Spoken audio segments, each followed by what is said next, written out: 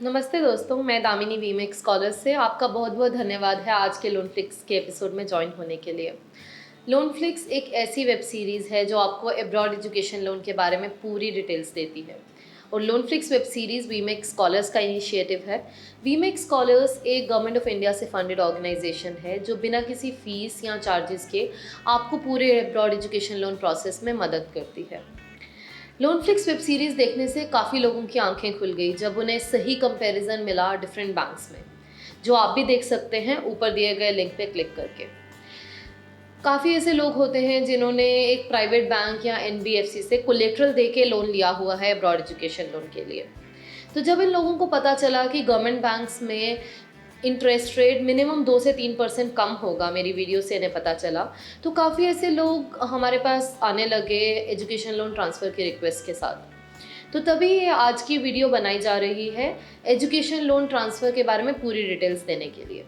तो सबसे पहले मैं आपको बताऊंगी कि आपको अपना एजुकेशन लोन ट्रांसफ़र करना चाहिए या नहीं, और अगर करना है तो उसके बाद मैं आपको उसका प्रोसेस और टर्म्स एंड कंडीशंस के बारे में डिटेल में बताऊंगी।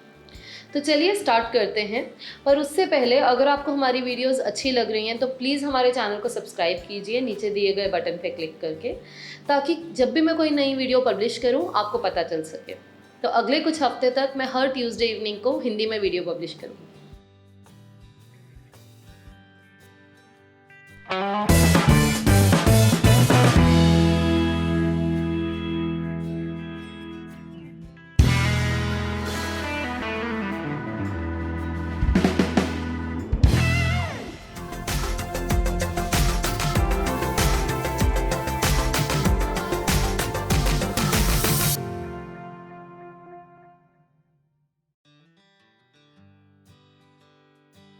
एजुकेशन लोन ट्रांसफ़र का मतलब होता है कि अगर आपने ऑलरेडी किसी बैंक से एजुकेशन लोन लिया हुआ है और आप उससे खुश नहीं हैं किसी भी रीज़न से, इंटरेस्ट बहुत ज़्यादा है या रीपेमेंट पॉलिसीज़ अच्छी नहीं है वगैरह, कुछ भी रीज़न हो सकता है, तो आप उस लोन को किसी दूसरे बेटर बैंक में ट्रांसफ़र कर सकते हैं। इस केस में ऐसा नहीं होता है कि आपको पैसे अरेंज करने पड़ेंगे और एक बैंक को देने पड़ेंगे और उसके बाद नया लोन लेना पड़ेगा, ऐसा नहीं है। आपको बस नए बैंक को जाके ये बताना होता है कि आपका लोन कितना पेंडिंग है। अब ये नया बैंक आपको लोन सैंक्शन करने के बाद पूरे ड्यू अमाउंट का चेक दे देता है आपके पुराने बैंक को और आपका एजुकेशन लोन टेक ओवर ले लेता है। उसके बाद आप बन जाते हैं ये नए बैंक के कस्टमर और जो भी इंटरेस्ट रेट या टर्म्स एंड कंडीशंस होती हैं वो इन नए बैंक की ही एप्लीकेबल होती हैं। तो चलिए अब बात करते हैं कि एजुकेशन लोन ट्रांसफ़र करना चाहिए या नहीं। तो ये एक बहुत बड़ा क्वेश्चन है जो काफ़ी स्टूडेंट्स के माइंड में होता है कि ट्रांसफ़र करें या ना करें, और अगर करेंगे तो क्या बेनिफिट मिलेगा। तो मैं आपको ले चलती हूँ एक कैलकुलेटर पे जो आपको बताएगा कि कितना बेनिफिट होगा, ताकि आप राइट डिसीजन ले सकें। सो ये कैलकुलेटर है जो वीमेक स्कॉलर्स टीम ने डिज़ाइन किया है। तो इसका ये जो लिंक है कैलकुलेटर का वो मैंने वीडियो डिस्क्रिप्शन में डाल दिया है, ताकि आप इस वीडियो के बाद अपने केस में बेनिफिट कैलकुलेट कर सकें।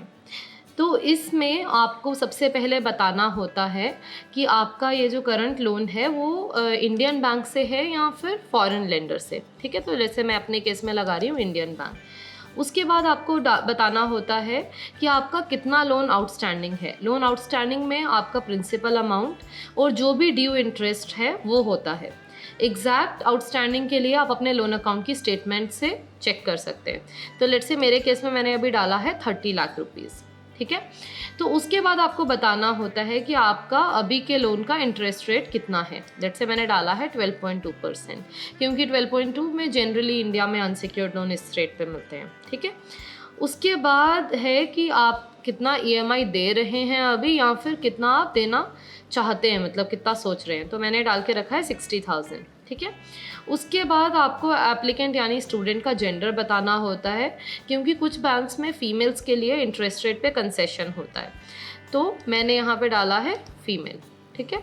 तो अब हम क्लिक करेंगे चेक पे क्लिक करने से आपको दूसरी साइड में आपकी सेविंग्स पता चल जाएंगी।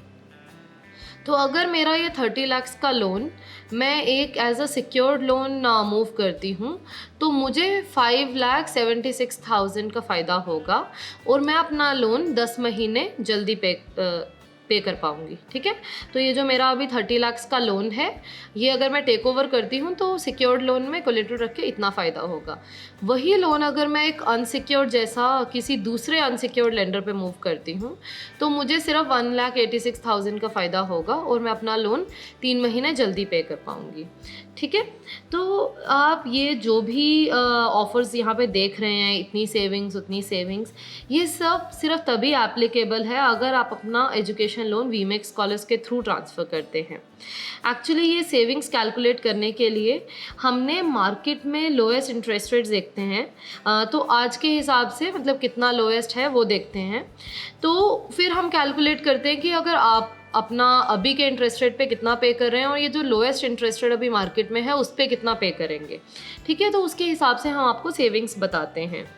तो ऐसा भी हो सकता है कि क्योंकि इंटरेस्ट रेट्स तो हर दिन चेंज होते रहते हैं मार्केट में, तो ऐसा हो सकता है कि आप आज आके देखें तो मे बी ये 5,76,000 दिख रहा है, कल आएँ तो हो सकता है कि ये 5,50,000 दिखे या फिर 6 लाख सेविंग दिखे, क्योंकि इंटरेस्ट रेट चेंज हो रहे हैं उस वजह से आपकी सेविंग्स भी चेंज होती रहती हैं। ठीक है, तो अप्लाई करने के लिए आप बस इस लिंक पे, इस बटन पे क्लिक कर सकते हैं। एजुकेशन लोन टेक ओवर से क्या बेनिफिट मिलेगा वो तो मैंने आपको बता दिया। तो चलिए अब बात करते हैं कि अगर आप ये एजुकेशन लोन टेक ओवर का प्रोसेस वीमेक्स स्कॉलर्स के थ्रू करते हैं तो आपको क्या फ़ायदा मिलेगा। सबसे पहला ये है कि वीमेक्स स्कॉलर्स ने सभी बैंक्स और एनबीएफसी से टेक ओवर की प्रोसेसिंग फ़ी का वेवर का अप्रूवल लिया हुआ है।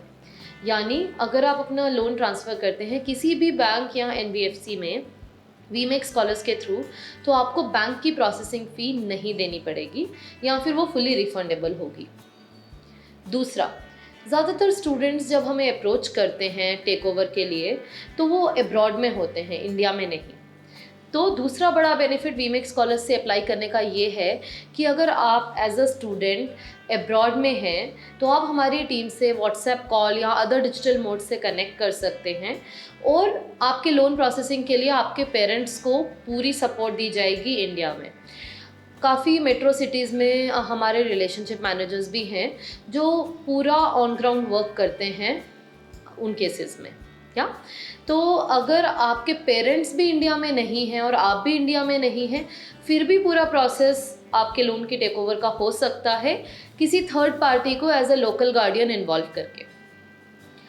तीसरा सबसे बड़ा बेनिफिट वीमेक्स स्कॉलर से अप्लाई करने का ये है कि जो भी अगर आप ऑप्शन चूज़ करेंगे वीमेक्स स्कॉलर्स में लोन टेक ओवर के लिए, उन बैंक्स में आपको प्री पेमेंट पेनाल्टी नहीं होगी। यानी अगर लोन लेने के बाद आपका 6 महीने या 1 साल में आपके पास बल्क में पैसे आते हैं और आप पूरा पैसा देके लोन क्लोज करना चाहते हैं तो आपको कोई भी प्री पेमेंट पेनाल्टीज नहीं देनी पड़ेगी। एजुकेशन लोन टेक ओवर में आपको ये सब का टोटल अमाउंट मिल सकता है। पहला, आपका जो करंट आउटस्टैंडिंग लोन है जो दूसरे बैंक को देना है लोन क्लोज करने के लिए, प्लस जो आपको अगर आपका पुराना बैंक कोई प्रीपेमेंट पेनाल्टी लगा रहा है लोन शिफ्ट करने के लिए तो वो।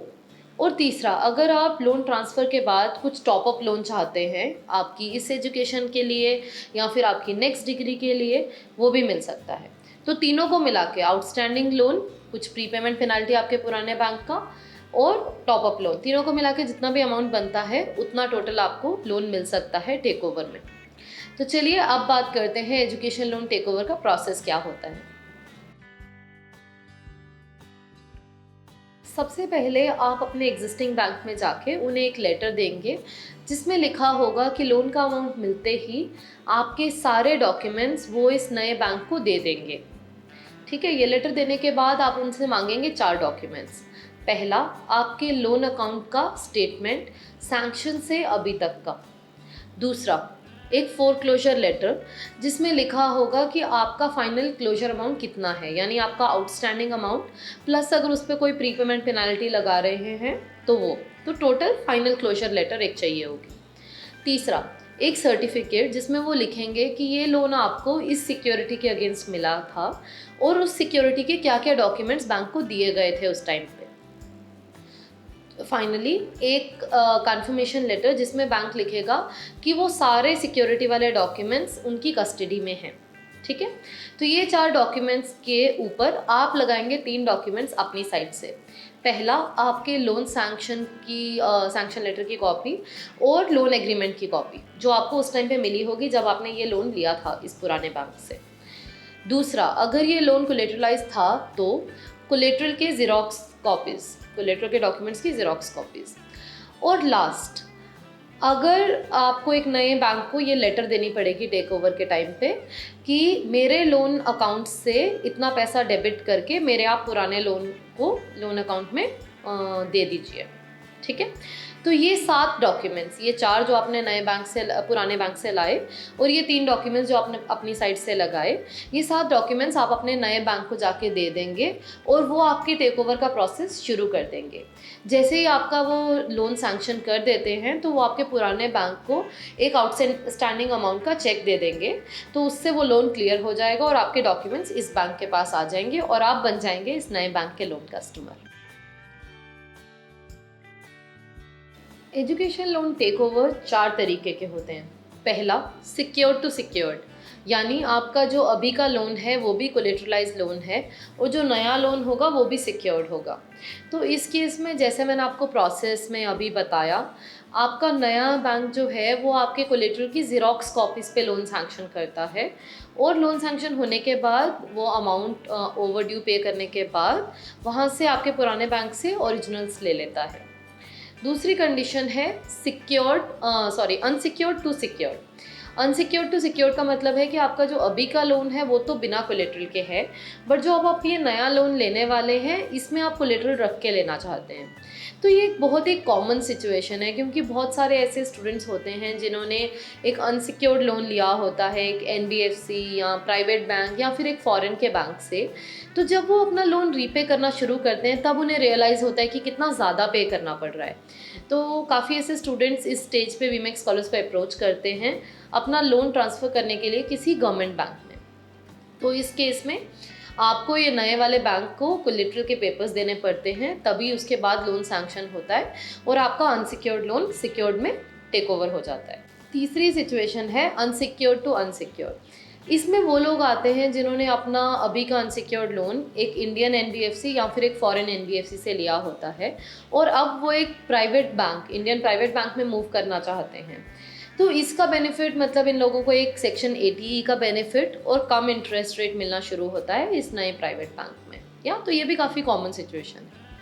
और लास्ट है हमारी fourth, which is secured to unsecured. ये काफ़ी रेयर सिचुएशन होती है क्योंकि आपको पता ही है कि अनसिक्योर्ड का इंटरेस्ट रेट हमेशा सिक्योर्ड से ज़्यादा ही होता है, तो कोई क्यों कम से ज़्यादा में मूव करना चाहेगा। तो ऐसा काफ़ी रेयर उन्हीं सिचुएशन में होता है जैसे कोई अपना कोलेटरल बेचना चाहता है सडनली, तो दे वांट कि उनका कोलेटरल बैंक से रिलीज़ हो जाए, तो वो फिर अपना सिक्योर्ड लोन एक अनसिक्योर्ड में मूव कर लेते हैं। उम्मीद है कि ये वीडियो आपको अच्छी लगी होगी और आपको एजुकेशन लोन ट्रांसफ़र के बारे में सब समझ आ गया होगा। अगर आप भी एक ऐसे बैंक के साथ स्ट्रक हैं जो आपको बहुत ज़्यादा इंटरेस्ट रेट चार्ज कर रहा है या फिर उनकी पॉलिसीज़ एकदम अनफ्रेंडली हैं, तो आप आज ही वीमेक्स स्कॉलर्स टीम को अप्रोच करें ऊपर दिए गए लिंक पे क्लिक करके। आपको मैं एक बार फिर से बता दूं, वीमेक्स स्कॉलर्स की सारी सर्विसेज एकदम फ्री हैं और वीमेक्स स्कॉलर्स एक ministry of IT government of India से फंडेड ऑर्गेनाइजेशन है। हम बहुत मेहनत कर रहे हैं ये वीडियोस बना के राइट इन्फॉर्मेशन आप तक पहुंचाने के लिए। तो अगर आप हमारे इस एफ़र्ट को अप्रिशिएट करते हैं तो प्लीज़ इस वीडियो को लाइक करें और शेयर करें अपने उन दोस्तों और पहचान वालों के साथ जिन्हें शायद एजुकेशन लोन की ज़रूरत है। अभी के लिए बस इतना ही। इंतज़ार कीजिए मेरी नेक्स्ट वीडियो का, जो मेरी हिंदी वाली सीरीज़ की लास्ट वीडियो होगी। वो वीडियो किस बारे में है वो सरप्राइज़ है। Thank you. Don't forget to subscribe and click on the bell icon to never miss any updates from us.